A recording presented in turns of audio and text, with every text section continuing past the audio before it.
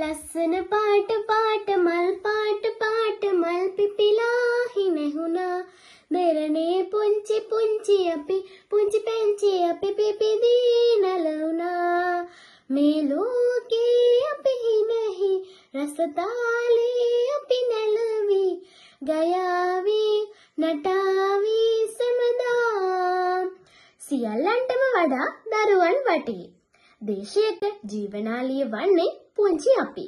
ඒ නිසා ළමා පරපුර වන අපි යහපත් පුරවැසියන් බවට පත් කිරීමට අවශ්‍ය නිසිමඟ පෙන්වීම කළ යුතු වන්නේ වැඩිහිටියන් විසිනුයි.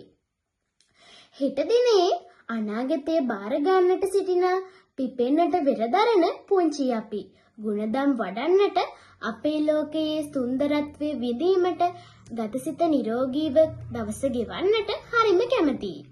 ඉතින් ආදරණීය වැඩිහිටියනි, ඒ සෑම දෙයක්ම අපට විඳින්නට වැඩිහිටි ඔබගේ සිත් පහළවන සුන්දර ළමා දිනයක් අද සිට මේ ලොව සිටින සියලුම දරුවන්ට උදාවන්නට මම ප්‍රාර්ථනා කරනවා. වර්තමාන සමාජයේ ඇති හොඳ නරක අවබෝධ කරගෙන පින්වන්ත සිතුවිලි වලින් හද පුරවාගෙන හෙට දවසේ ලස්සන දරුවන් ලෙස ලොවට පා තබමු.